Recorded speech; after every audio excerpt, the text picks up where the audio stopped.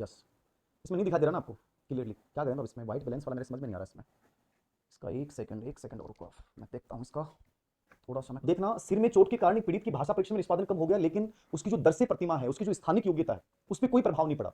याद रखना, हमारे पर मस्तिष्क के दो भाग होते हैं, बायां गोलार्ध और दायां गोलार्ध, ठीक है ना? जो दायां होता है उसका संबंध होता है स्थानिक, दर्शे क्षमता, स्थान की समझ, प्रतिमा, ठीक है? ये जो प्रतिमा और दर्शे क्षमता होती है, स्थानिक योग्यताएं होती है, वो होती है अपना दायां गोलार्ध। और अपना जो बोलना होता है ना, ये होता है अपना बायां गोलार्ध। जब भी आपके बोलने में दिक्कत आ रही है तो हमेशा याद रखना वो बायां गोलार्ध है, यानी वो ब्रोका क्षेत्र है। कौन क्षेत्र है? वो ब्रोका क्षेत्र है। तो ये प्रश्न बहुत बार पूछा गया है। भाषा का संबंध किससे होता है? ब्रोका क्षेत्र से। दाएं गोलार्ध का संबंध किससे होता है? प्रतिमा संबंधी और स्थानिक संबंधी कार्यों से, ठीक है? तो ये थोड़ा सा याद रखना। इसमें आंसर क्या हो जाएगा? बी। क्या हो जाएगा? बी बेस्ट है। ओके, कौन से मती से हैं और आपकी पद और स्थिति नहीं है तो आपकी कोई वैल्यू नहीं है। वो बच्चा बोला कि सर मैं एक संयुक्त परिवार का सदस्य हूं और मेरी शादी हो चुकी है, मेरा छोटा सा बच्चा भी है, हमारे घर में कोई प्रोग्राम मनाया जा रहा है, हमारी सिस्टर का मान लो बर्थडे मनाया जा रहा है और सब लोग बैठे हैं, पापा भाई सब बैठे हैं, और वो लोग आइसक्रीम खा रहे हैं, हैप्पी बर्थडे, बर्थडे मनाया जा रहा है। तो मैं इस चीज को महसूस कर रहा हूं, बट नहीं बुलाया गया मुझे।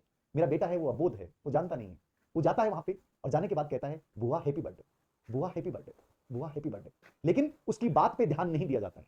यानी छोटा सा बच्चा है, मासूम बच्चा है, जो रिश्तों की नाजुकता को समझता नहीं है।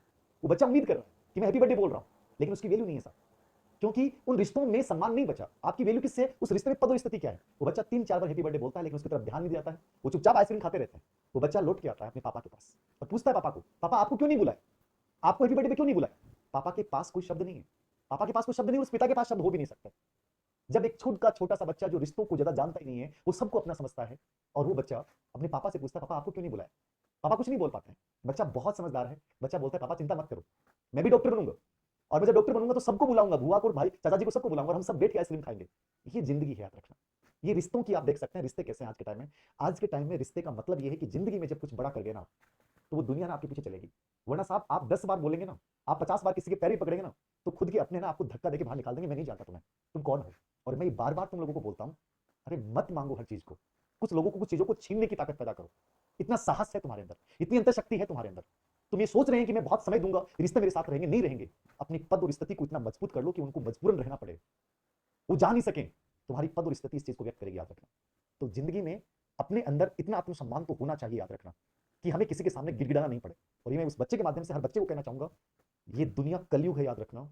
यहाँ रिश्ते की वैल्यू जो है वो आपकी पद स्थिति से, तो मेरे कितना काम आ सकता है, वहां रिश्ते बन जाते हैं। अनजान लोगों के साथ रिश्ते बन जाते हैं, और वहां रिश्ते टूट जाते हैं, तुम्हारे खून का रिश्ता क्यों नहीं हो, जब उन्हें लगे कि ये बोझ बनता जा रहा है, ये मेरे कभी काम नहीं आएगा। उन रिश्तों को जिंदगी से उखाड़ फेंका जाता है। ये सबसे बड़ी सच्चाई है। यदि समझ सको टाइम पे तो समझ जाना, और याद रखना ये रिश्ते यूं मिलेंगे भी नहीं, खुद संघर्ष करना पड़ेगा। इसलिए मैं बार बार बोलता हूं, जो संघर्ष का अकेलापन काटता है वही अपने संघर्ष से इस दुनिया को उजियारा बांटता है। कोशिश करें इस उजियारे को बांटने की कोशिश करें। हाँ,